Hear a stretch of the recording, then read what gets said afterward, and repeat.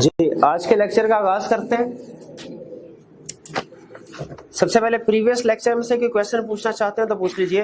Past paper के question अभी मैंने डिस्कस करने हैं, उनमें से ना पूछिएगा। इसके अलावा जी एक्टिविटी उसमें देखोगे नेम क्लॉज पे प्रोविजन पहले 5 पॉइंट, लेकिन प्रिंसिपल लाइन ऑफ बिजनेस हमें अलग पड़ेगा। जब कंपनी की principal line of business change होगा तो एक्टिविटी चेंज नहीं होगी। अगर कंपनी का principal line of business change होगा तो आपको पता है रूल के मुताबिक जरूरी है कि जो उसका नाम है और प्रिंसिपल लाइन ऑफ बिजनेस दोनों में अलाइनमेंट होनी चाहिए। अगर principal line of business change करते हैं और नेम जो है वो इन लाइन नहीं है तो याद रखें हमें फिर नेम को भी चेंज करना पड़ेगा। लेकिन इसका यह मतलब नहीं है कि आप पहले नेम के लिए अलहदा मीटिंग बुलाएंगे, अलहदा स्पेशल रेजोल्यूशन पास होगी, उसकी अलहदा अल्ट्रेशन होगी और फिर उसके बाद प्रिंसिपल लाइन ऑफ बिजनेस की होगी। नहीं, दोनों अल्ट्रेशन जो है वो सेम प्रोसेस हो जाएगी। एक ही मीटिंग में दोनों की अल्ट्रेशन होगी, दोनों की स्पेशल रेजोल्यूशन पास होगी और रजिस्ट्रार को भी फिर इसी तरह इकट्ठे डॉक्यूमेंट्स हम सबमिट करवाएंगे। Principal line of business change करने का मतलब ये कि बिजनेस अपनी मेन एक्टिविटी चेंज कर रहा है। हाँ जी, principal line of business change करने का मतलब यही कि वो मेन एक्टिविटी चेंज कर रहा है। तो यहाँ पे जो लिया adoption to change business activity, इसका reference principal line of business में होना चाहिए, ना कि नेम क्लॉज से होना चाहिए। नहीं, ये इसका नेम क्लास के साथ ये जो पेज 7 है इसकी पहली लाइन में adopting or change in business activity subject to licence registration और अप्रूवल, ये जो बात लिखी हुई है इसका ताल्लुक नेम से नहीं है। आपको कैसे लगा इसका ताल्लुक नेम से? ये हाँ, चेंज इन प्लेस तो नेम तो है ही नहीं ना। मेरे भाई ऐसे ना करे ना, लॉ है इसमें एक लफ्ज का ध्यान रखना पड़ता है। आगे सुने, सुन ले। अगर तो आप principal line of business change कर रहे हैं उसके लिए कमीशन की अप्रूवल की जरूरत तो नहीं है, और अगर आप रजिस्टर्ड ऑफिस क्लास चेंज कर रहे हैं उसके लिए कमीशन की अप्रूवल की जरूरत है। दोनों के प्रोसीजर डिफरेंट है, इससे एग्री करते हैं।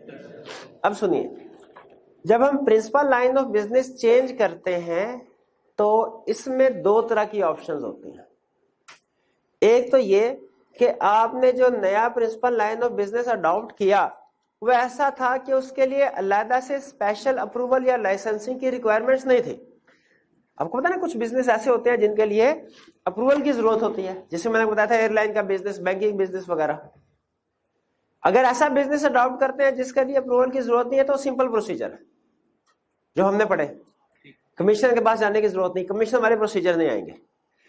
लेकिन अगर बिजनेस ऐसा है जो आप अडॉप्ट करने जा रहे हैं उसके लिए लाइसेंसिंग की जरूरत है, अप्रूवल की जरूरत है, तो याद रखें उस सूरत में फिर हमें कमीशन से अप्रूवल भी लेनी पड़ेगी, फिर रजिस्ट्रार के पास जाके उसकी रजिस्ट्रेशन करवानी पड़ेगी।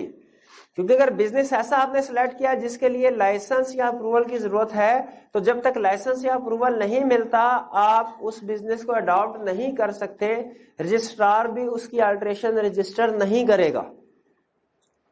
ठीक है, तो इसका मतलब यह हुआ हमें फिर अब जो प्रोसीजर हमने अडॉप्ट करना है वो वाला करना है जिसमें कमीशन की इन्वॉल्वमेंट होती है। और वो वाला कौन सा? वही जो हमने रजिस्टर्ड ऑफिस क्लास चेंज करने के लिए अडॉप्ट किया। यानी अब स्पेशल रेजोल्यूशन पास होगी और अब की बार हम रजिस्ट्रार की बजाय पहले कमीशन के पास जाएंगे, वहां से ऑर्डर लेंगे और ऑर्डर के 30 दिन के अंदर अंदर रजिस्ट्रार के पास जाएंगे। तो अब कमीशन, इस केस में कमीशन वाला प्रोसीजर अडॉप्ट, लेकिन चूंकि वो सेम था इसलिए मैंने उसे कॉपी पेस्ट नहीं किया, मतलब रिपीट नहीं किया, बल्कि रेफर कर दिया कि अब की बार उस बिजनेस को अडॉप्ट करने के लिए जिसके लिए लाइसेंस या अप्रूवल की जरूरत है अब वो कमीशन वाला ही फॉलो करेंगे प्रोसीजर। क्लियर जी? और की क्वेश्चन? अगर कोई भी बिजनेस में ट्रेड करे और वो सर को रिपोर्ट करना लाजमी हो, सर वो हर एक लिए 30 डेज चाहिए होते हैं। जी बिल्कुल, आपने कोई भी बिजनेस अडॉप्ट करना है तो, बल्कि इसे मैं जनरलाइज कर देता हूं, कोई भी मेमोरेंडम या आर्टिकल्स में अल्टरेशन करवानी है, रजिस्टर करवानी है, आपके पास 30 डेज हैं, आपने 30 डेज में रजिस्ट्रार के पास जाके उसकी रजिस्ट्रेशन करवाएंगे। जी अगर कमीशन में ऑर्डर करता है तो मसलन 20 तारीख को, लेकिन जो ऑर्डर की कापी हो 22 तारीख को वसूल होती है तो 30 दिन के दिन से काउंट करना। देखिए, जो डेज काउंट करेंगे उसे लिखा हुआ है वो जिस दिन ऑर्डर इशू हुआ उस दिन से शुरू करेंगे, जिस दिन रिसीव हुआ उस दिन से नहीं। वो तो अगर हमें पता चल जाए, कमीशन ऑफिस में कोई बंदा हमें बता दे कि जी ऑर्डर इशू हुआ है और हम अगर टाइम बाय करना चाहते हैं हम तो उसको रिसीव ही नहीं करेंगे। ठीक है, तो ऐसे नहीं वो ऑर्डर की डेट से इशू होंगे। जी जिसकी कॉपी मेमोरेंडम की भी कॉपी रजिस्टर ऑफिस जी बिल्कुल, अगर change in registered office class आप करवाना चाह रहे हैं तो इसमें आपको स्पेशल रेजोल्यूशन के साथ ऑर्डर्ड मेमोरेंडम की कॉपी भी जमा करवानी पड़ेगी और एस कमीशन का ऑर्डर भी साथ सबमिट करवाना पड़ेगा। नहीं, कमीशन के पास कॉपी जमा कराने की जरूरत नहीं है, कमीशन ने से तो ऑर्डर इशू हो रहा है हमें, ठीक है, कमीशन के पास नहीं, सिर्फ रजिस्ट्रार के पास जमा करवाएंगे। अप्रूवल और कम्युनिकेट के लिए रजिस्ट्रार से कम्युनिकेट करें पुराने से या नए से?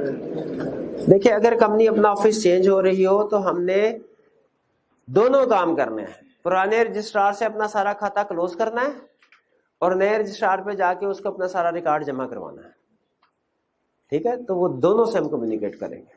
और कोई क्वेश्चन?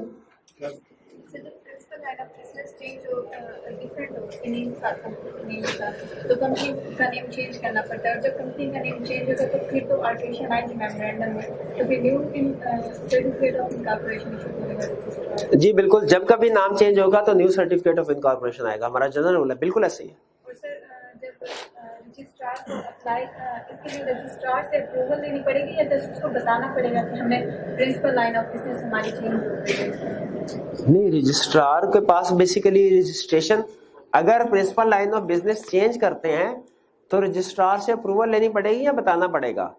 असल में तो अप्रूवल लेनी होती है ना, हमने बताना तो नहीं होता। बताने का तो मतलब यह है कि रजिस्टर फाइनल हो गया, हम सिर्फ कम्युनिकेट कर रहे हैं, नहीं, अप्रूवल पहले कमीशन से अप्रूवल लेंगे, फिर रजिस्ट्रार के पास जाके उसके पास डॉक्यूमेंट जमा करवाएंगे और उससे अगर रजिस्टर्ड ऑफिस क्लास चेंज कर रहे हैं, अगर principal line of business change कर रहे हैं तो भी स्पेशल रेजोल्यूशन पास करके रजिस्ट्रार के पास उसको सबमिट कर। जब तक रजिस्ट्रार रजिस्टर नहीं कर लेगा ना, हमारी चेंज फाइनल नहीं समझी जाती। Principal line of business class उस दिन चेंज नहीं होगी जिस दिन स्पेशल रेजोल्यूशन पास हुई है, उस दिन चेंज होगी जिस दिन रजिस्ट्रार इसको रजिस्टर करेगा, ठीक है। तो इसका मतलब है रजिस्ट्रार के पास अथॉरिटी है उसको रजिस्टर करने की, तो हम उसके पास सिर्फ फॉर्मेलिटी के लिए नहीं जाते कि आपको कम्युनिकेट कर रहे हैं, काम हमने कर लिया आपको कम्युनिकेट नहीं, रजिस्ट्रार कहेगा भाई काम मैं ऑर्डर करूंगा, फाइनल करूंगा, फिर होगा कंप्लीट।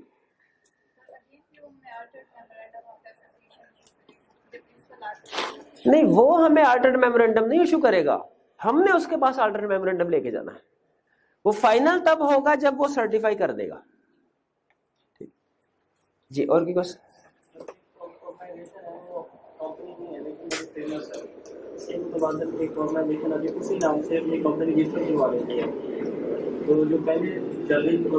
देखिए, लॉ ने इस इश्यू को हैंडल किया है कि सम टाइम ऐसा होता है कि पार्टनरशिप है वो अच्छा बिजनेस चलती है, करती है, फेमस हो जाती है, तो कोई न्यू कंपनी उसके नाम से रजिस्ट्रेशन करवा सकती है, इस इश्यू को हैंडल किया, लेकिन हमारे सिलेबस में नहीं है, इसको छोड़ दें। जितने कंसेप्ट हमने पढ़े हैं ना, कोशिश करें उनके इर्द गिर्द रह के ही क्वेश्चन पूछे, वरना वो हमारे लॉ के स्कोप से हट जाएगी बात। जी जी, सर कमीशन जब अपने ऑर्डर इशू करेगा तो हमें तो तब पता चलेगा जब ऑर्डर की कॉपी हमें रिसीव होगी। सर इशू करने का तो नहीं पता चलेगा कि ऑर्डर तो भाई 30 दिन किस लिए दिए हैं? ऑर्डर उसने इशू किया, हमारे तक ऑर्डर पहुंचते पहुंचते आपके ख्याल में कितने दिन लगेंगे बताइए? कितने? 3-4 दिन, 10 दिन लगा लो, 15-20 दिन लगा लो, और भाई 10 दिन फिर भी तो हैं, हम तसल्ली से जाके 10 दिन भी रह जाएंगे ना, हमारे तक ऑर्डर बहुत सुस्त भी पहुंचा तो फिर 10-12 दिन 15 दिन फिर भी हमारे पास होंगे, हम जा, और अगर फिर भी नहीं है टाइम, फर्ज करें 29 दिन हो गए, एक्सटेंशन तो फिर भी ले सकते हैं, कोई प्रॉब्लम की बात नहीं। हाँ, इतनी टेंशन ना ले कि इधर हमारे पास 2 दिन कम मिलेंगे, मैं जिस दिन उसने ऑर्डर इशू किया तो हमारे साथ बड़ी ज्यादती होगी, कोई मसला नहीं, कोई इशू नहीं। जी इधर आपने लिखा पूछ ले भाई। जी जी, हेड ऑफिस के बारे में पूछ ले। There may be more than one office. हाँ जी, हेड ऑफिस सर, क्या हेड ऑफिस रजिस्टर्ड ऑफिस नहीं होता? क्या हेड ऑफिस रजिस्टर्ड ऑफिस नहीं होता? लाजमी नहीं है, लॉ में हम लफ्ज हेड ऑफिस यूज नहीं करते, रजिस्टर्ड ऑफिस यूज करते हैं। नॉर्मली कंपनी हेड ऑफिस को ही रजिस्टर्ड ऑफिस के तौर पे उसका एड्रेस देती है, लेकिन लॉ की लैंग्वेज में हम वर्ड रजिस्टर्ड ऑफिस यूज करेंगे, हेड ऑफिस नहीं। कंपनी की मर्जी है, चाहे हेड ऑफिस का एड्रेस देते चाहे किसी और जगह का एड्रेस देते, नॉर्मली वो हेड ऑफिस होता है, लेकिन लीगल टर्म जो है वो रजिस्टर्ड ऑफिस की है, हेड ऑफिस की नहीं है। या copy of the order shall be sent to company registrar. Sir जी रजिस्टर ऑफिस से कंपनी को सेंड होगी और रजिस्ट्रार को या कमिश्नर ऑफिस से? तो कमीशन का ऑर्डर कौन इशू कर रहा है? सर जी कमीशन। तो कमीशन के ऑफिस से ही कंपनी को भी मिलेगी और कमीशन के ऑफिस से ही रजिस्ट्रार को मिलेगी जी। दोबारा फिर कौन बेचता भला? किसको बेचते हैं? हाँ जी, कमीशन से भी तो आया था रजिस्ट्रार। कमीशन से भी आया था, लेकिन उन्होंने कहा कि कंपनी भी भेजेगी। कंपनी को भी तो भेज, फिर कंपनी को किस लिए भेजा? अगर कंपनी ने ऑर्डर उस कमीशन को रजिस्ट्रार को सबमिट नहीं करवाना तो फिर कमीशन ने कंपनी को, फॉर्मेलिटी है ना, फॉर्मेलिटी है। बाज़ औक़ात आप सरकारी काम से वास्ता पढ़ाओ तो डॉक्यूमेंट्स उनके पास मौजूद होते हैं, फिर भी वो कहते हैं पुराना शनाख्ती कार्ड मौजूद है बना हुआ, फिर भी वो कहते हैं वेरिफिकेशन करवा के लाएं जी, हालांकि सारा रिकॉर्ड उनके पास मौजूद है, तो फॉर्मेलिटी होती है। तो चाहे कमीशन ने रजिस्ट्रार को ऑर्डर की कॉपी भेजी, लेकिन स्टिल वो फिर कंपनी में जाएगी उसके पास रजिस्टर करवाने के लिए, वो ऑटोमेटिकली खुद से रजिस्ट्रेशन नहीं कर लेगा।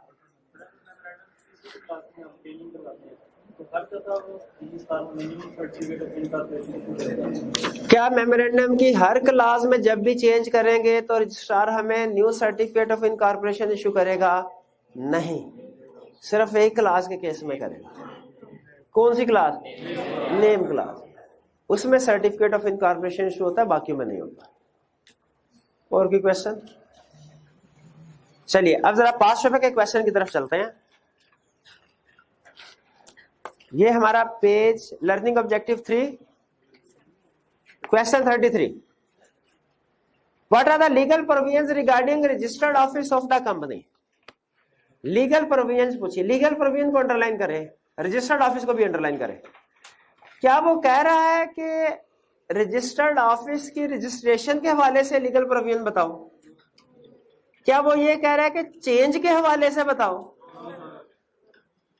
जनरलाइज क्वेश्चन जनरल है, ओपन है या स्पेसिफिक किसी एक एंगल से पूछा?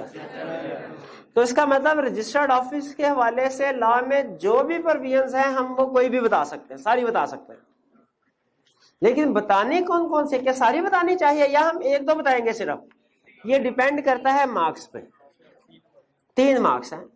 तो मेरा ये ख्याल है कि रजिस्टर्ड ऑफिस के बारे में लीगल प्रोविजन पूछा तो हमें ये बात तो लिखनी चाहिए कि ये रजिस्टर्ड ऑफिस होता है ऑफिशियल कम्युनिकेशन नोटिस वगैरह सेंड करने के लिए, इनकॉर्पोरेशन के 30 डेज में रजिस्ट्रार को इंटीमेट करना चाहिए, और चेंज हो तो 15 दिन के अंदर।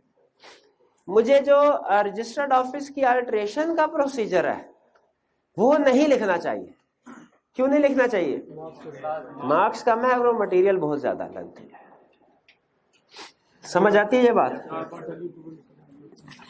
जी बिल्कुल, रजिस्टर्ड ऑफिस के 4 पॉइंट्स लिखते सारे, ये काफी है 3 नंबर के लिए। जो चेंज इन प्लेस क्लास है ना वो नहीं, वो तो बड़ा लेंथ, 3 नंबर के लिए बहुत कम है, सॉरी बहुत ज्यादा है, यानी 3 नंबर बहुत कम है इसके लिए। 34, what is the statutory time period for registration of place of a business in Pakistan and to whom it is to be informed? Statutory time 30 days from incorporation, और उसके बाद चेंज के लिए 15 दिन। और अथॉरिटी कौन है? इन्फॉर्म किसी को? रजिस्ट्रार को। 34 क्लियर? नेक्स्ट 20 आ गया क्वेश्चन। चले, हमें तो क्वेश्चन से नंबर से क्या लेना देना। Briefly describe the provisions of company act 2017 relating to alteration of principal line of business of a company. Alteration को अंडरलाइन करें और प्रिंसिपल लाइन ऑफ बिजनेस को भी अंडरलाइन करें। क्या क्या बताएंगे? अल्टरेशन के लिए क्या करना है? Special resolution, 30 days copy submit करवानी है, और अगर नेम इन लाइन नहीं है प्रिंसिपल लाइन ऑफ बिजनेस के, नेम की भी अल्टरेशन करवाएंगे। भाई यही प्रोसीजर है।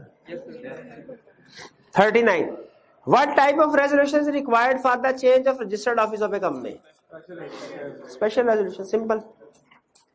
21, directors of Muntakil Limited are considering to relocate company's registered office from Karachi to Islamabad to carry on business more economically. Karachi से इस्लामाबाद, province अच्छा, हमें क्लियरली उसने नहीं बताया कि मेमोरेंडम हो रही है, लेकिन हमें पता है कि प्लेस क्लास जो है रजिस्टर ऑफिस क्लास चेंज हो रही है। Advice company secretary about the steps which must be taken to relocate the registered office under the provisions of Companies Act. Place class register office class का सारा क्या था, सारा प्रोसीजर स्पेशल रेजोल्यूशन। उसके बाद किसके पास जाना है? कमीशन के पास जाना है। कमीशन ऑर्डर फौरन इशू कर देगा, वो इंटरेस्ट को देखेगा प्रोटेक्ट हो रहा है कि नहीं मेंबर्स और क्राइटर्स का, ठीक है, और जो मुनासिब समझेगा उन टर्म्स एंड कंडीशन पे ऑर्डर इशू कर सकता है। ऑर्डर इशू करने के 30 दिन के अंदर अंदर रजिस्ट्रार के पास जाके रजिस्टर करानी, वरना ऑर्डर नल एंड वाइड हो जाएगा। हाँ, एससीसीपी से एक्सटेंशन ले सकते हैं, और जब रजिस्ट्रार रजिस्टर कर देगा new certificate of incorporation issue करेगा कि नहीं? नहीं करेगा। हाँ, एक काम करना पड़ेगा, सारा फिजिकल रिकॉर्ड ट्रांसफर करना है न्यू रजिस्ट्रार। करेक्ट। 21 में कोई प्रॉब्लम तो नहीं? 22 in the annual general meeting of Paramount Limited, a shareholder objected to the shifting of registered office from Multan to Lahore. Multan to Lahore को underline करें, without obtaining confirmation from the commission. Explain whether the objection is valid. Multan से Lahore shift करने के लिए commission के approval की जरूरत है? रजिस्ट्रार की अप्रूवल की जरूरत है? नहीं, रजिस्ट्रार को इंटीमेट करना है, अप्रूवल की जरूरत नहीं है, चेंज कर सकते हैं। और कितने दिनों में इंटीमेट करना है? 15 डेज। तो ऑब्जेक्शन शेयर होल्डर का वैलिड नहीं है। क्लियर? Yes sir. चलिए, ये हमारा था पास्ट पेपर के क्वेश्चन। आज के लेक्चर की तरफ चलते हैं।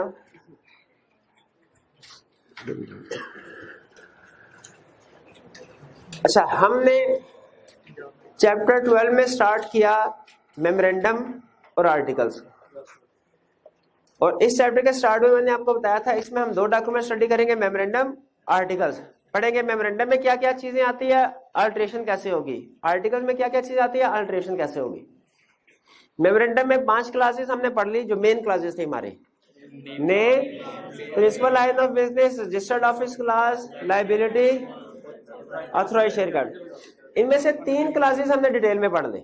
नेम, उसकी अल्टरेशन भी पढ़ ली कैसे होगी, रजिस्टर्ड ऑफिस क्लास, उसकी अल्टरेशन भी पढ़ ली, principal line of business clause, उसकी अल्टरेशन भी पढ़ ली। बाकी 2 क्लासेस रह गई।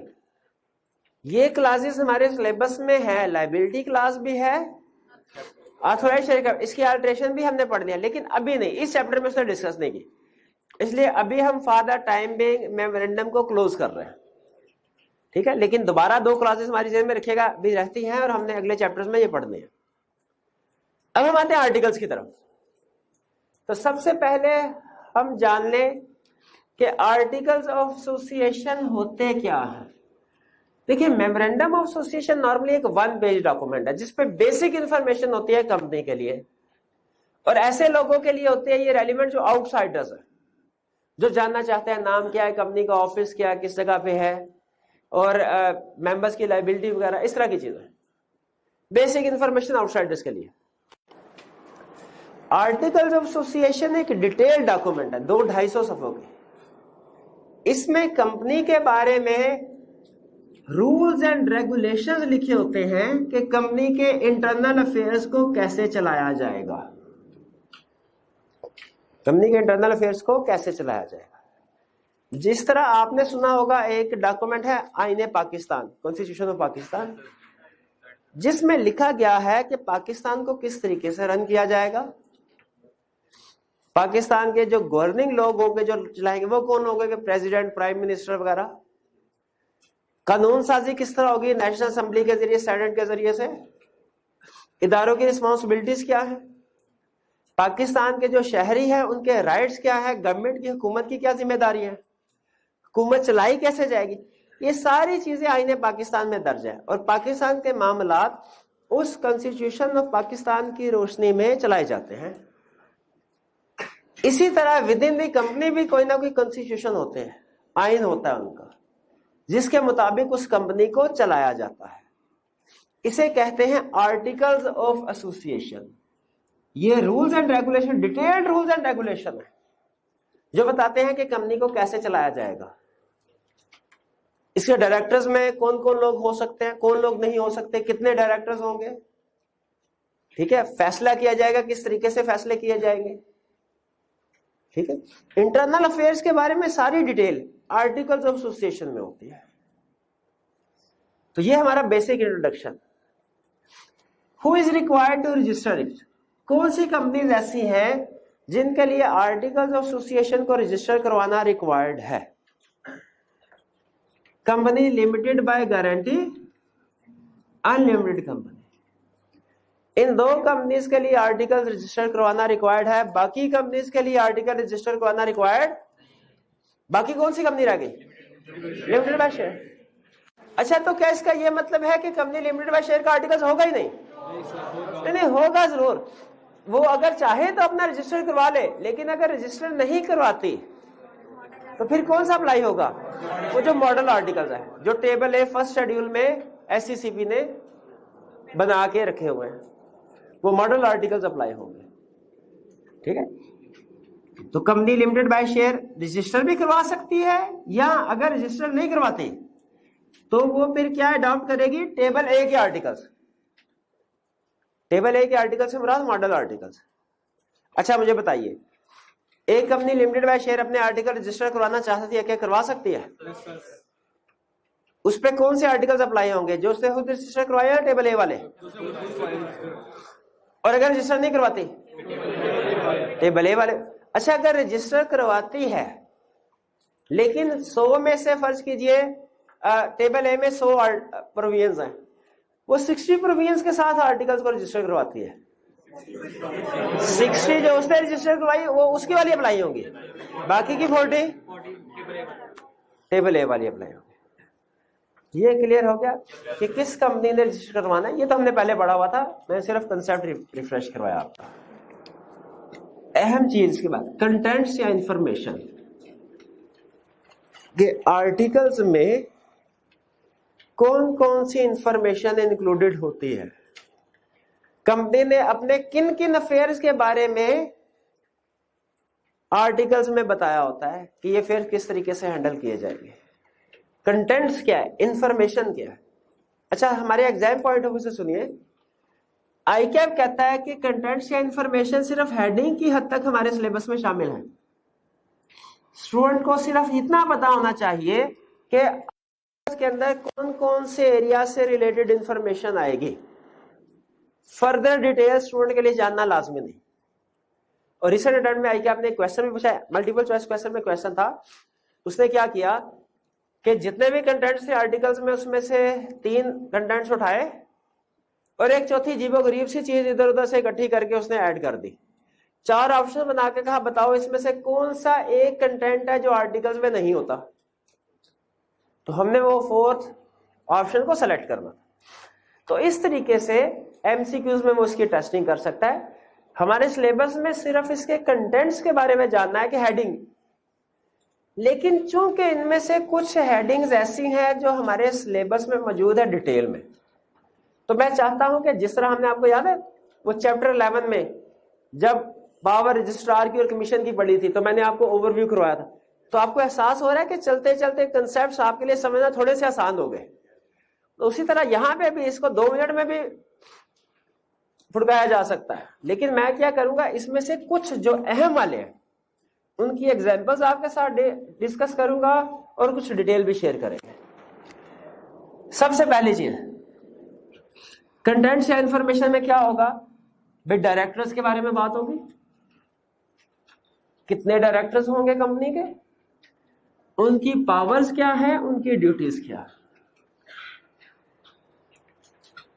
उनकी पावर्स क्या, ड्यूटी। अच्छा, आर्टिकल्स में जो इंफॉर्मेशन होती है वो कुछ इंफॉर्मेशन कंपनीज एक्ट में भी लिखी होती है, कुछ इंफॉर्मेशन कंपनीज एक्ट में भी होगी। अगर कभी कंपनीज एक्ट में और आर्टिकल्स में फर्क आ जाता है, कंफ्लिक्ट आ जाता है, बताइए कौन सी चीज प्रिवेल करेगी? कम, यही वो बता रहा है, नीचे जो लाइन लिखी है ना, companies act override articles of association. इसका मतलब यही है कि कंपनीज एक्ट में और आर्टिकल ऑफ एसोसिएशन में कंफ्लिक्ट आया, कौन जीतेगा? ओवरराइड का मतलब इसकी अहमियत ज्यादा है। लेकिन याद रखिएगा, एक होता है डिफरेंट होना, एक होता है कंफ्लिक्ट होना, दोनों में फर्क है। डिफरेंट होने में प्रॉब्लम नहीं है, कंफ्लिक्ट होने में प्रॉब्लम। फॉर एग्जाम्पल जरा समझिएगा इसको, number of directors, companies act कहता है एक कंपनी के मिनिमम नंबर ऑफ डायरेक्टर्स उतने ही होने चाहिए जितने मिनिमम नंबर ऑफ मेंबर्स हैं। जैसे single member company, other than single member company private है तो public unlisted, minimum director listed. फर्ज कीजिए पब्लिक अनलिस्टेड है, उसके आर्टिकल्स में लिखा है मिनिमम डायरेक्टर 5 होंगे। बताइए ये प्रोविजन कंपनीज एक्ट के खिलाफ है कि नहीं? नहीं, डिफरेंट है, कंफ्लिक्टिंग नहीं है, क्योंकि इससे कंपनीज एक्ट की कोई वायलेशन नहीं हो रही। उसने 3 का था, इसने 5 कर दिया। अगर आर्टिकल्स में लिखा हो मिनिमम डायरेक्टर 2 होंगे पब्लिक अनलिस्टेड के, ये डिफरेंट भी है, कंफ्लिक्टिंग भी है, इसमें कौन प्रिवेल करेगा? कंपनीज एक्ट, यदि मिनिमम 3 होंगे। तो ये ध्यान में रखिएगा, हर डिफरेंट चीज का ये मतलब नहीं है कि हर डिफरेंट हो तो आप कहें कंपनी, आपने रिक्वायरमेंट को ध्यान में रखना है। प्राइवेट कंपनी के मैक्सिमम नंबर ऑफ मेंबर्स कितने हो सकते हैं? 50। अगर आर्टिकल्स में लिखा है 40 होंगे, अगर आर्टिकल्स में लिखा है 60 होंगे, ये वायलेशन है। 40 में वायलेशन नहीं है, 50 में वायलेशन है। तो नेचर समझिएगा रिक्वायरमेंट की क्या है, उस लिहाज से डिसाइड करना है हमने। आगे डायरेक्टर्स की पावर, अच्छा ये हमारे सिलेबस में भी है, डायरेक्टर्स की पावर क्या है, ड्यूटीज क्या है, क्या काम करने हैं और क्या नहीं। Qualification and disqualification of directors. Qualification का मतलब क्या है? डायरेक्टर बनने के लिए क्या चीजें होना जरूरी है। डिसक्वालिफिकेशन का मतलब क्या है? क्या चीजें ना होना जरूरी है। क्वालिफिकेशन का मतलब क्या चीजें, डिसक्वालिफिकेशन का मतलब क्या चीजें। क्वालिफिकेशन को एलिजिबिलिटी भी कहते हैं, डिसक्वालिफिकेशन को इनएलिजिबिलिटी भी कहते हैं। अल्टरनेट टर्म बता रहा हूं ताकि कंफ्यूज ना हो बाद में। लॉ ने कहा ये 6 सिचुएशंस हैं, इनमें से कोई एक सिचुएशन में डायरेक्टर पे अप्लाई हो गई, डायरेक्टर डिसक्वालिफाइड, लॉ ने कहा होगा। कंपनी आर्टिकल्स में लिखा है ये 7वीं भी अगर अप्लाई होगी डायरेक्टर डिसक्वालिफाइड। बताइए ये प्रोविजन वैलिड है कि नहीं? अगर आर्टिकल्स एडिशनल पॉइंट ऐड करता है वैलिड है, क्योंकि कंपनी उन्होंने 6 कहा था, 6 बातें पूरी हो रही है, 7वीं उन्होंने अपनी भी डिसक्वालिफिकेशन ऐड कर दी, वैलिड है। लेकिन अगर वो कहे कि फर्ज कीजिए उन्होंने कहा जी कंपनी एक्ट कहता है जिसका नेशनल टैक्स नंबर नहीं है ना वो डायरेक्टर नहीं बन सकता, हम कहते हैं नहीं नहीं, नेशनल टैक्स नंबर जिसका नहीं है वो भी डायरेक्टर बन सकता है। ये डिफरेंट भी है, ये कंफ्लिक्टिंग भी है, ये कॉन्ट्राडिक्शन, ये वायलेशन है, ये प्रोविजन वैलिड नहीं होगी। क्वालिफिकेशन डिसक्वालिफाइड डायरेक्टर्स, उसका आर्टिकल में जिक्र होगा, कुछ तो इसमें वही पॉइंट होगा जो कंपनीज एक्ट के है, कुछ एडिशनल भी होंगे। Rights of various classes of shares, rights of various classes of share. 2 concept होते हैं हमारे, kinds of share, classes of share. Kinds of share पे अभी मैं नहीं आ रहा, अभी मैं चल रहा हूं क्लासेस ऑफ शेयर्स पे। क्लासेस ऑफ शेयर्स का मतलब क्या है? 2 कंसेप्ट लफ्ज बताए, kinds of share, classes of share. Kinds अभी डिस्कस नहीं कर रहा, उसका ताल्लुक मेमोरेंडम से होता है। अभी क्या डिस्कस कर रहा हूं? क्लासेस ऑफ, ये क्लासेस ऑफ शेयर्स क्या होते हैं? फर्ज कीजिए कि ये एग्जिस्टिंग शेयर होल्डर है, ये बैठे हुए ये 100 एग्जिस्टिंग शेयर होल्डर या 90 कर ले, 90 एग्जिस्टिंग शेयर होल्डर है। अब इन्होंने पैसे इन्वेस्ट किए, फैक्ट्री खरीदी गई, फैक्ट्री खरीदी चलाई, मुल्क में बिजली बहुत ज्यादा जा रही है, फैसला हुआ फैक्ट्री का अपना पावर प्लांट होगा, उसके लिए 10 मिलियन और चाहिए। उन्होंने कहा हमारे पास तो पैसे नहीं है।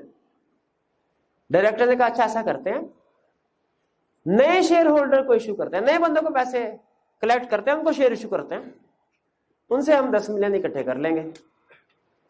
नए share holder, to be share holder से कॉन्टैक्ट किया गया।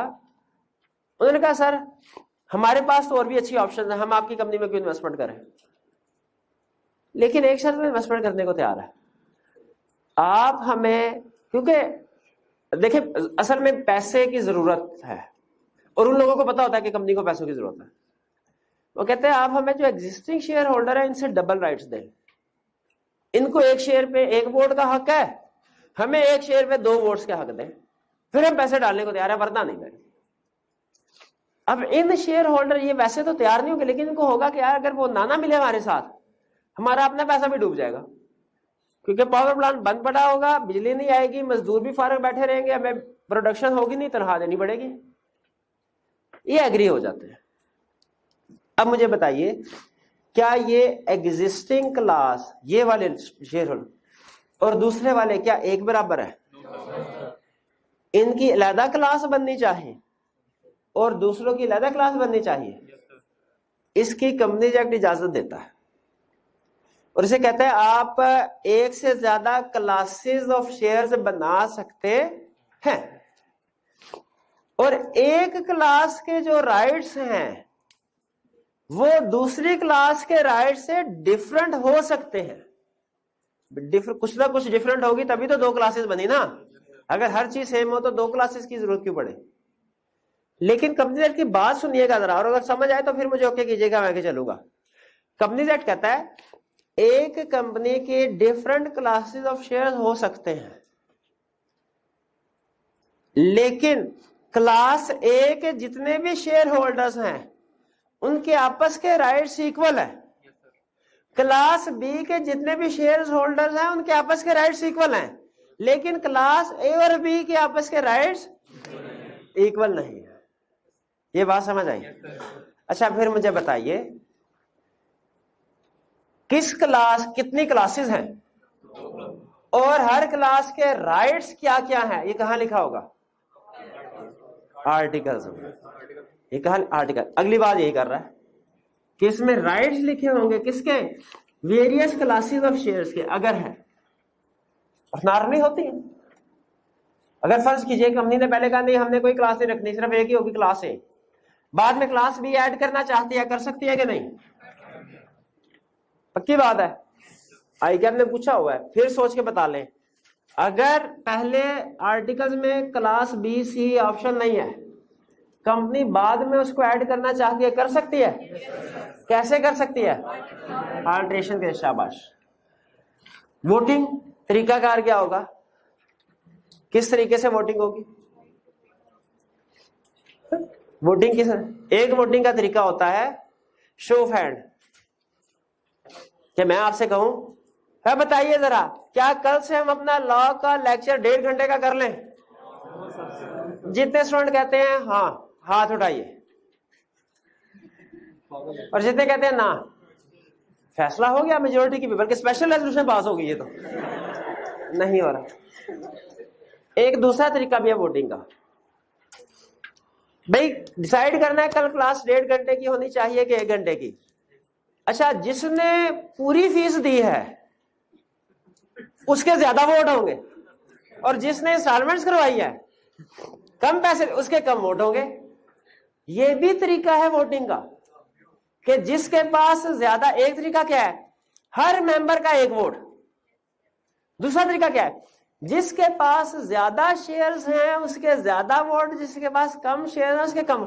दोनों तरीके कंपनी के फैसले किस वोटिंग तरीकाकार के मुताबिक होंगे।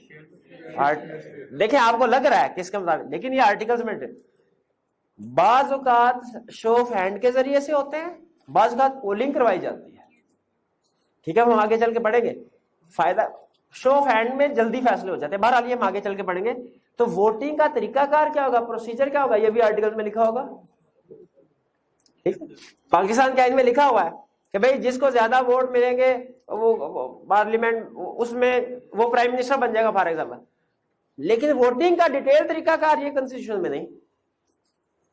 ठीक है, ये अलग डिसाइड किया जाता है। उसी तरह वोटिंग का डिटेल तरीकाकार यहां पे डिसाइड किया जाएगा। Transfer of share, transfer of share का मतलब क्या है? ट्रांसफर के साथ ट्रांसमिशन भी होता है, लेकिन ट्रांसमिशन को आपने छोड़ देना। ट्रांसफर ऑफ शेयर आपको याद है? मुझे पता था नहीं याद। प्राइवेट कंपनी की definition, company which bye it's articles limits the number of members to 50, restrict the right to transfer its share। बाकी डेफिनेशन छोड़ दें। रिस्ट्रिक्ट द राइट, ट्रांसफर का राइट रिस्ट्रिक्टेड है। इसका मतलब क्या है? कोई ना कोई अप्रूवल देगा। वो कौन अप्रूवल देगा? यहां पे लिखा होगा। प्रोसीजर क्या होगा? यहां पे लिखा होगा। आपने दूसरे को शेयर ट्रांसफर करवाने हैं तो उसके साथ क्या क्या डॉक्यूमेंट लगाएंगे, यहां पे लिखा होगा। Transfer of shares. आगे चलते हैं।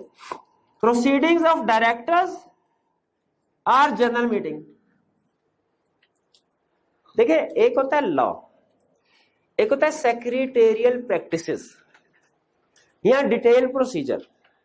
हम लॉ पढ़ते हैं, डिटेल प्रोसीजर नहीं पढ़ते। जैसे हम ये पढ़ेंगे कि ये फैसला डायरेक्टर्स की मीटिंग में होगा, ये इशू है, इस इशू का फैसला जनरल मीटिंग यानी शेयर होल्डर्स की मीटिंग में होगा, इस इशू का फैसला ऑर्डिनरी रेजोल्यूशन से होगा, इसका स्पेशल ये पढ़ेंगे। लेकिन जो डिटेल प्रोसीजर है, फॉर एग्जाम्पल एक मीटिंग होगी, उसमें किस तरीके से चीजें डिस्कस की जाएंगी, उसमें कौन कौन, शेयर होल्डर्स की मीटिंग तो है, क्या उसमें डायरेक्टर्स भी आएंगे, कौन कौन से डायरेक्टर्स आएंगे, ये जो डिटेल प्रोसीडिंग्स हैं, कैसे रेजोल्यूशन पास की जाएगी, स्टार्ट कैसे प्रेजेंट की जाएगी, ज़बानी कलामी बोली जाएगी, रिटन फॉर्म में होगी, क्या उसके ऊपर डिबेट हो सकती है, डिबेट होगी, डिस्कशन होगी, वो किस तरीके से होगी, मीटिंग्स के जो भी डिटेल मामलात है, प्रोसीडिंग्स कैसे चलेंगे, ये आर्टिकल्स में दर्ज होगा। आगे चलते हैं। अकाउंट्स, अकाउंट्स का फाइनल अकाउंट का टॉपिक पढ़ते हैं अकाउंटिंग में, पढ़ना है। फाइनेंशियल, ये तो पता है फाइनेंशियल स्टेटमेंट्स क्या होती है? कंपनी का पूरे साल का। आप अभी बेसिक लेवल पे आपने इतना पढ़ा होगा कि फाइनेंशियल स्टेटमेंट्स बनती है साल के बाद, लेकिन ये 6 महीने के बाद भी बनती है, 3 महीने बाद भी बनती, 3 महीने भी पढ़ा हुआ। साल के बाद जो फाइनेंशियल स्टेटमेंट बनती है उसे कहते हैं एनुअल, 6 महीने के बाद से कहते हैं हाफ ईयरली प्रैक्टिकली, 3 महीने बाद बनती है क्वार्टरली। अकाउंट्स यानी फाइनेंशियल स्टेटमेंट्स वगैरह कहां कब कब बनाई जाएंगी? क्या मंथली भी बनाई जाएंगी? ठीक है, मंथली बनाई जाएंगी तो वो शेयर होल्डर को भिजवाई जाएंगी कि कंपनी के ऑफिस में रखी जाएंगी। ये सारी चीजें डिपेंड करता है, ये सारी चीजें अकाउंट्स वाले सेक्शन में होगा। वाइंडिंग अप, कंपनी अगर खत्म करनी है क्या तरीका कार होगा खत्म करने का, ये वाइंडिंग अप तो हमारे सिलेबस में बिल्कुल भी नहीं है। प्रॉक्सी, ये प्रॉक्सी क्या होता है? प्रॉक्सी, आप वो क्या कोर्स है आपका, क्या कहते हैं उसको? पीसीएससी, पीसीएससी कहते हैं। अटेंडेंस पूरी करनी होती है क्लास में, तो ऐसी कोई रिक्वायरमेंट नहीं होती ना, पीसीएससी अटेंडेंस पूरी करनी है। आपने अपने दोस्त से कहा यार आज क्लास में नहीं जा रहा, मेरी अटेंडेंस लगवा देना, उस आपका आईडी बोला जाता है, कहता है यस सर। प्रॉक्सी कौन है? आपके, आपका दोस्त, आपका दोस्त वो प्रॉक्सी है। उसी तरह कंपनी के शेयर होल्डर हैं आप, कंपनी में उस दिन आपको कोई काम पड़ गया नहीं जा सकते, लेकिन जो फैसला होने आप चाहते हैं उसमें आपका वोट काउंट हो, क्या प्रॉक्सी पॉइंट कर सकते हैं? अब सुने, क्या प्रॉक्सी कोई क्लास का स्टूडेंट ही होना चाहिए कि बाहर का बंदा भी आ सकता है? बाहर का बंदा भी आ, वो क्लास की हद तक क्लास का स्टूडेंट ही होना चाहिए, लेकिन कंपनी की हद तक कंपनी की हद तक बेसिक इशू ये है, क्या प्रॉक्सी मेंबर ही होना चाहिए कि मेंबर के अलावा कोई दूसरा बंदा भी प्रॉक्सी पॉइंट हो सकता है? ये कहां लिखा होगा? मेंबर तो हो ही सकता है, नॉन मेंबर प्रॉक्सी हो सकता है कि प्रॉक्सी? इसके अलावा प्रॉक्सी के राइट्स क्या होंगे? क्या वो वोट कास्ट कर सकता है उधर? क्या नहीं कर सकता? क्या मीटिंग को अटेंड कर सकता है? क्या वो चाय शाय उधर मेंबर के बिहाफ पे पी सकता है? वो कह सकता है मैं प्रॉक्सी हूं, मैं तो 2 चाय के कप पीऊंगा, एक अपना एक उसका? ये सारे राइट्स कहां लिखे होंगे? क्लियर हो गया? अच्छा अब सुने, ये मैंने सारे के सारे कंटेंट्स नहीं लिखे हुए, इसमें से 2-3 शायद आपको मजीद मिल जाए, जैसे एक इंडेमनिटी, अजीबोगरीब से इंडेमनिटी वगैरह, उनका कोई लेना देना नहीं हमारे सिलेबस से। आपने पढ़ लेना है, उनको रट्टा भी लगा लेना है, समझने की कोशिश नहीं करनी, और ये भी नहीं करना अच्छा लगता है सर ने नहीं समझाया, सर को आता ही नहीं होगा, मैं इंटरनेट पे बैठ के सर्च करता हूं, मुझे समझ लग जाएगी। हरगिज नहीं करना, ठीक है? टाइम है केस स्टडी की प्रैक्टिस करें, पास पेपर के क्वेश्चन देखें, और टाइम है सब्जेक्ट कोई दूसरा तैयार कर लें, लेकिन जिस चीज के ऊपर कह दिया रट्टा लगाना है तो उसे रट्टा लगाना है। इसके अलावा कोई मजीद अगर एलिमेंट आता है याद कर लेंगे, समझने की कोशिश नहीं करनी, नहीं आएगा समझ, ना जरूरत है। पेपर में आ सकता है, मैंने ये नहीं कहा पेपर में नहीं आएगा, अभी बताया, मुझे क्या पता एमसीक्यू में वो कोई से भी वो कर बकर बम्बे वो करेगा, जो आ गया सो आ गया, वो चाहे मैंने आपको वो करवाया नहीं करवाया। तो आपने पढ़ याद सारे कर लेने हैं, समझाए मैंने वही सीधा सीधा है, जो आगे चल के मुझे पता है मैंने लिंक करवाना है और हमारे सिलेबस में काम आएंगे। ये लाइन समझ आ गई? कंपनीज एक्ट ओवरराइड करेगा। प्रिंटिंग, आर्टिकल छपवा लें, प्रिंटिंग प्रेस, एक होता है सॉफ्ट कॉपी, आपको सॉफ्ट कॉपी सब पता क्या होता है? कंप्यूटर कॉपी होती है, जैसे पीडीएफ या वर्ड में। आर्टिकल्स पीडीएफ या वर्ड में होना चाहिए कि प्रिंटिंग करवाना लाजमी है? उसके ऊपर सिग्नेचर होने चाहिए। अच्छा, पिछली क्लास में एक डिस्कशन शुरू हो गई, सिग्नेचर किसके होने चाहिए? पॉइंट ये था, एक स्टूडेंट कहने लगा सर मेंबर्स के सिग्नेचर होने चाहिए, दूसरा कहने लगा नहीं सर सब्सक्राइबर के सिग्नेचर होने चाहिए। बताइए कितने स्टूडेंट्स हैं जो कहते हैं आर्टिकल्स पे सिग्नेचर सब्सक्राइबर्स के होने चाहिए, और कितनों के ख्याल में मेंबर्स के होने चाहिए? डायरेक्टर्स के? डायरेक्टर्स में के तो बिल्कुल ही नहीं होने चाहिए ना, ये तीसरा पॉइंट आ गया। फर्स्ट टाइम रजिस्ट्रेशन हो रही है तो सब्सक्राइबर के होंगे, बाद में चेंज करवानी है और साइन करने की जरूरत पड़े तो फिर मेंबर के, डायरेक्टर के बिल्कुल नहीं होंगे। डायरेक्टर कौन होते हैं इसको चेंज करने, उन्होंने तो इसके मुताबिक जिंदगी गुजारनी है। ये ना आर्टिकल में चेंज कर रहे हो, डायरेक्टर्स कितने हो? 200 डायरेक्टर होने चाहिए, और सारा हान अंदर कंपनी में लाके बैठा दे, और आर्टिकल्स में लिखते तनख्वाह कितनी होनी चाहिए? 2.5-3 लाख होनी चाहिए, और जो शेयर कैपिटल आया उधर सैलरी में निकल गया। ऐसे नहीं, आर्टिकल सिर्फ कंपनी मेंबर्स बनाएंगे, वही अल्टरेशन करा सकते हैं। अच्छा, सिग्नेचर, सब्सक्राइबर जब सिग्नेचर करते हैं उसके साथ अपनी कुछ पर्सनल इंफॉर्मेशन लिखते हैं। क्या क्या? नहीं, फादर है, मोबाइल नंबर, मोबाइल नंबर था कि नहीं था? सेल नंबर था। एमसीक्यू में पूछ सकता है ना, सेल नंबर था कि नहीं था? नहीं था। आईडी कार्ड नंबर था कि नहीं था? आईडी कार्ड नंबर था। नेशनैलिटी थी? नहीं था। साथ चाहे अटैच करते हो वो अलग बात है, लेकिन जो लिखना है ना उसमें ये 2 चीजें नहीं थी मेरा ख्याल है। ऐसे ही है। आगे चलते हैं। Procedure for alteration of articles, articles को चेंज करवाना है, करवा सकते हैं? करवा सकते हैं, क्यों नहीं करवा सकते? कैसे? नहीं बताता आपको, आप बताएं कैसे चेंज कराएं? स्पेशल रेजोल्यूशन 30 दिन में रजिस्ट्रार को जमा करवाना है, सर्टिफाई कर दे, खत्म। अच्छा, जरा मुझे एक सजेशन बताइए, ये क्लास ए थी, ये क्लास बी। क्लास ए के राइट्स कहां लिखे हुए हैं? बी के राइट्स कहां लिखे हैं? बी के ए के राइट्स में लिखा है एक शेयर का 1 वोट। बी के राइट्स में क्या लिखा है? पैसे ले लिए, प्लांट लगा दिया, अब उसके बाद की कहानी। क्लास ए के शेयर होल्डर ने कहा आर्टिकल्स में अल्टरेशन हो सकती है। कैसे होगी? स्पेशल रेजोल्यूशन के 90 ये है, 10 ये, 100 हो गए। उन्होंने कहा लाओ भाई आर्टिकल अल्टरेशन करवाए।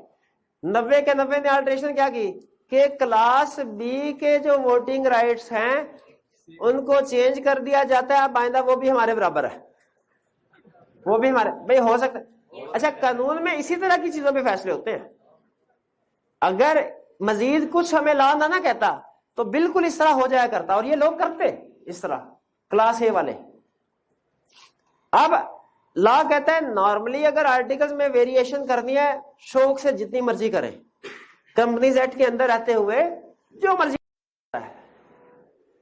लेकिन अगर आर्टिकल्स की वेरिएशन से किसी दूसरी क्लास के राइट्स इफेक्ट होते हैं तो उस वेरिएशन को तब तक फाइनल नहीं समझा जाएगा, लीगल नहीं समझा जाएगा, जब तक उस क्लास के 3/4 मेजोरिटी उसकी अप्रूवल नहीं देती। 3/4 मेजोरिटी उसके, देखिए लॉजिकल है ना। इन 90 ने कहा वो तो 10 बेचारे मर गए, उनके राइट्स तो खत्म, मतलब कम बराबर आ गए उसके। इसका मतलब यह हुआ अगर आप क्लास बी के राइट्स को भी वेरी करना चाहते हैं, स्टेप नंबर 1 में क्या करना होगा? सारे मेंबर्स के हिसाब से स्पेशल रेजोल्यूशन पास होगी। लेकिन स्टेप नंबर 2 में सिर्फ इफेक्टेड क्लास को सामने रख के सिर्फ इफेक्टेड क्लास की 3/4 मेजोरिटी अप्रूव करेगी, फिर ये वैलिड होगा, वरना नहीं होगा। जैसे हमारी एग्जांपल में ये 10 मेंबर्स है, इनमें से कितने मेंबर अप्रूवल देंगे? तो फिर 7.5 नहीं 8 कर ले भाई, 7.5 वही 7 से कहेगा अप्रूवल करो, इसे कहेगा ना, ऐसे थोड़ी होगा। उसको एक ही घर पे चला 8 कर ले 8। वो एक क्वेश्चन ना मुझे याद आ गया, उसमें आगे चल के हम कोरम में पढ़ेंगे कि कोरम में कितने होने चाहिए। तो उसमें कुछ इस तरह की बात थी, मैं एग्जैक्ट ऑप्शन नहीं कहता कि 1/3 होने चाहिए। तो उसने कहा जी 1/3 मौजूद होंगे तो कोरम पूरा। तो तादाद कितनी थी मेंबर की? 13। अब 1/3 निकाल लें तो वो कितना बनता है? 4.25। तो मैं कहा कितने मेंबर होने चाहिए? सर 4.25 होने चाहिए। वो 4.25 कैसे होंगे? 5 होंगे ना। 1/3 जो है वो मैथमेटिकली नहीं हमने सोचना, हमने प्रैक्टिकल होकर भी सोचना। तो 3/4 मेजोरिटी का मतलब 8 मेंबर। हाँ जी 4.25 बंदे। अच्छा ये क्लियर हो गया? आगे चले। Who can get copy? Articles की कॉपी कौन ले सकता है? बेसिक क्वेश्चन, क्या सिर्फ मेंबर ले सकते हैं कि नॉन मेंबर्स भी? खाली मेंबर। फ्री में कि फोटोकॉपी के पैसे देंगे? फ्री में नहीं, पेमेंट करेंगे जो भी फी प्रेस्क्राइब। और अभी फीस पे की, कहा अभी के अभी घर लेके जाऊंगा विद इन 14 डेज। क्लियर हो गई ये बात? कोई प्रॉब्लम तो नहीं? आज के लेक्चर में कोई मुश्किल चीज तो नहीं थी?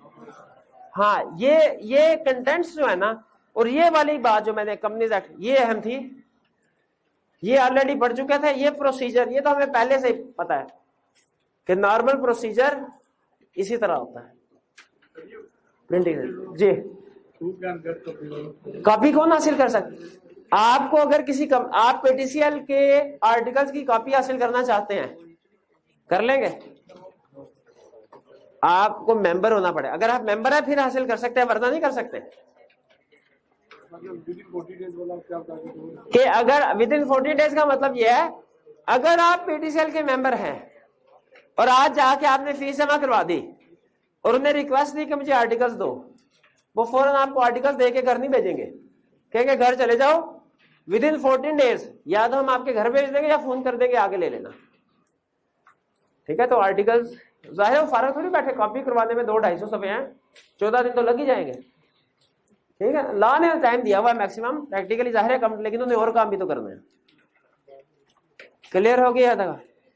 चलिए 1-2 क्वेश्चन ना एंड में अटेम्प्ट कर ले हैं। दिखाइए भाई जरा, मेरा सेट दिखा जरा, 1-2 question. 24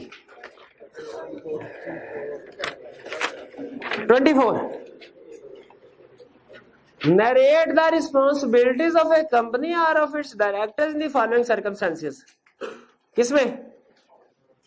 An alteration in articles of association of the company is approved by passing a resolution in annual general meeting. जी, पहली चीज मुझे ये बताइए, क्या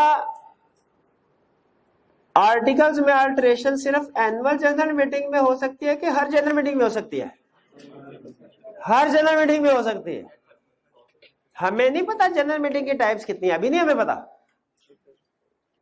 लेकिन मैंने आपको बताया था शायद किसी लेक्चर में, मेंबर्स की मीटिंग को कहते हैं जनरल मीटिंग। इसकी 3 टाइप्स होती हैं, statutory meeting, annual general meeting, extraordinary general meeting. इनमें फर्क अभी कुछ नहीं बताया आपको, लेकिन याद रखिए अल्टिकल्स में अल्टरेशन हर मीटिंग में हो सकती है। पहली तो ये गलती आ गई इस स्टेटमेंट में, किसने कहा सिर्फ एनुअल जनरल मीटिंग में हो सकती है? भाई हर जनरल मीटिंग में हो सकती है। दूसरी गलती क्या मिली आपको जी? उसने कहा है रेजोल्यूशन, यानी ऑर्डिनरी रेजोल्यूशन भी इसका मतलब है आ जाती है इसमें। तो सिर्फ रेजोल्यूशन नहीं, बल्कि अगर आर्टिकल्स में अल्टरेशन करवाती है तो स्पेशल रेजोल्यूशन की जरूरत होगी। क्लियर होगी ये चीज? तीसरी चीज मुझे ये बताइए, पहले मैं तो कर लूं मेरे भाई। तीसरी चीज मुझे ये बताइए कि क्या कंपनी ने स्पेशल रेजोल्यूशन पास कर ली, अल्टरेशन अप्रूव हो गई, कि रजिस्ट्रार से अप्रूवल भी लेनी पड़ेगी? रजिस्ट्रार से अप्रूवल भी लेनी पड़ेगी। तो इस स्टेटमेंट में 2-3 गलतियां, कम से कम 2 तो आपको आइडेंटिफाई कर, और कुछ भी ना से एक तो जिसने आइडेंटिफाई कर लेनी चाहिए ना। कौन से? Special resolution. जिसने ये भी नहीं आइडेंटिफाई की वो फारग है, जिसने ये आइडेंटिफाई कर ली वो चले साथ है, लेकिन चूंकि अभी वो कंसेप्ट हमने नहीं पढ़े, annual general meeting, statutory meeting नहीं, तो वो आइडेंटिफाई नहीं कर सकेगा। 24 क्लियर जी? रिस्पॉन्सिबिलिटी ऑफ कंपनी और ऑफ इट्स डायरेक्टर्स, डायरेक्टर्स की तो रिस्पॉन्सिबिलिटी नहीं आती है। डायरेक्टर की नहीं है तो जरूरी, तो इसलिए तो उसने कहा कंपनी या उसके डायरेक्टर्स की। हाँ जी, असल में इस क्वेश्चन के और भी पार्ट्स थे, किसी में डायरेक्टर की इन्वॉल्वमेंट थी, किसी में नहीं थी। मैंने चूंकि सिर्फ रेलिवेंट हिस्सा ही आपके सामने लेके आना है, इसीलिए इसमें डायरेक्टर्स वाली बात आ गई। ठीक है, इसमें डायरेक्टर की इन्वॉल्वमेंट नहीं है जी। हाँ जी, डायरेक्टर्स की मीटिंग रिस्पॉन्सिबिलिटी है कि वो जनरल मीटिंग कंडक्ट करवाए, बिल्कुल है। नहीं, यहाँ पे अप्रूवल के लिहाज से उनकी कोई रिस्पॉन्सिबिलिटी नहीं है। यहाँ पे तो वो आर्टिकल्स की अल्टरेशन के हवाले से सिर्फ पूछ रहा है ना, उसके हवाले से डायरेक्टर का कोई लेना देना नहीं, कोई रिस्पॉन्सिबिलिटी नहीं। आप अगर ये लिखेंगे कि जी वो मीटिंग जो जिसमें ये अप्रूव होनी है, वो मीटिंग डायरेक्टर्स कॉल करवाएंगे, वो बात तो ठीक है, लेकिन वो बड़ा क्वेश्चन ओपन हो जाएगा। वो मेरा नहीं ख्याल, वो हमें डिस्कस करना चाहिए। 25 Emulation company is interested in incorporating a limited liability company in Pakistan. Discuss provisions of the Companies Act 2017 relating to following: A. Contents. Printing and signature of articles of association. कुछ 2-4 contents बता देंगे? सारे नहीं, लेकिन उसने contents पूछा है तो 2-4 कंटेंट्स बता देंगे। आर्टिकल्स के कंटेंट्स क्या होते हैं? नहीं बताएंगे, क्यों? कौन कौन से होते हैं? बिल्कुल, वोटिंग के बारे में, प्रॉक्सी के बारे में, बिल्कुल। आगे चलते हैं। Printing and signature, printed form में होगा आर्टिकल्स, सिग्नेचर कौन करेगा? और साथ में इंफॉर्मेशन इंक्लूड करेंगे। B part, registration of articles of association, किसने रजिस्ट्रेशन करवानी है? कौन सी कंपनी ने? रजिस्ट्रेशन के हवाले से रिक्वायरमेंट क्या बताएंगे? रजिस्ट्रेशन के हवाले से रिक्वायरमेंट क्या है? यही ना कि आर्टिकल्स किस कंपनी के लिए रिक्वायर्ड है, किसके लिए नहीं? किसके लिए रिक्वायर्ड है? लिमिटेड बाय गारंटी के लिए और लिमिटेड बाय शेयर के लिए, इसके लिए नहीं। अनलिमिटेड, लिमिटेड बाय शेयर के पास क्या ऑप्शन है? रजिस्टर करवा भी सकती है, टेबल ए भी ऑप्ट कर सकती है। C, alteration of articles of association after its registration हो सकती है। स्पेशल आखिरी क्वेश्चन भाई, जिसने सही बता दिया वो पास इंशाल्लाह इस दफा, जिसने नहीं उसको मजीद मेहनत की जरूरत है। सी को आंसर करते हुए इफेक्टेड क्लास वाली बात करनी है कि नहीं? सी को आंसर करते हुए आर्टिकल्स की अल्टरेशन है ना। कितने स्टूडेंट्स का ख्याल है कि ये बात करनी चाहिए? कितनों का ख्याल है नहीं? अगर इफेक्टेड क्लास है तो वरना, लेकिन क्वेश्चन में तो उसने नहीं बताया हुआ, तो बताइए क्या हमें इंक्लूड कर देना चाहिए कि नहीं? कर देना चाहिए। मार्क्स भी ज्यादा, 4 मार्क्स है, ठीक है, कर देना चाहिए। चलिए आज कल अभी बाकी के इंशाल्लाह कल आप घर से रीड करके आएगा बाकी के क्वेश्चन, तो बाकी इंशाल्लाह नेक्स्ट लेक्चर में डिस्कस करेंगे। आज का लेक्चर यहाँ पे खत्म करते हैं। अल्लाह हाफिज।